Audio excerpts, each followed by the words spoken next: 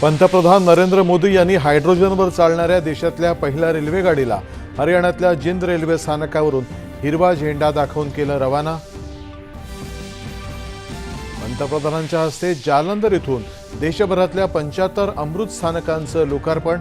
राज्यातल्या बारामती आणि नांदुरा या स्थानकांचाही समावेश। संसदेच्या आगामी पावसाळी अधिवेशनामध्ये सरकारची रणनीती आणि प्रस्तावित विधेयकांवरती चर्चा करण्यासाठी रालोआच्या मंत्र्यांची नवी दिल्लीत झाली बैठक। राज्यातल्या सिंचन प्रकल्पांसाठी सरकारची भरीव तरतूद, सर्व प्रकल्प वेळेत पूर्ण करण्याचे मुख्यमंत्र्यांचे प्रशासनाला निर्देश। राष्ट्रीय क्वांटम मिशनच्या धर्तीवर राज्यातही क्वांटम मिशन राबवलं जाईल। दरवर्षी 5000 क्वांटम कुशल मनुष्यबळ तयार करायचं उद्दिष्ट मुख्यमंत्री। वेव्स 2027 परिषदेच्या तयारीचा मुख्यमंत्र्यांनी घेतला आढावा।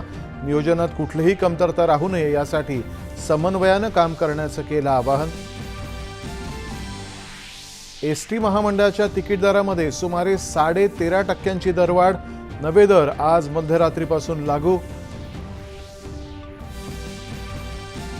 राज्यात मतदार यादी सखोल तपासणी आणि सुधारणा म्हणजेच SIR मोहिमेला मुदतवाढ।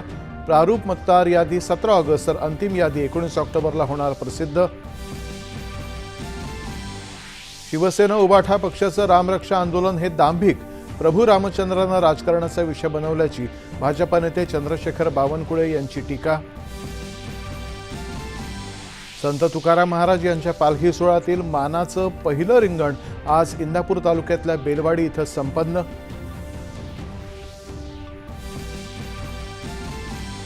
ब्रिटिश लेबर पार्टीचे नवे नेते म्हणून अँडी बर्नहॅम यांची निवड। यूकेचे पुढचे पंतप्रधान म्हणून निवडही निश्चित। आणि राज्यामध्ये मान्सूननं ओढ दिल्यानं खरीप पेरण्यांचा वेग मंदावला। अनेक भागामध्ये दुबार पेरणीचं संकट निर्माण होण्याची शक्यता। नमस्कार, 9:30च्या बातमीपत्रात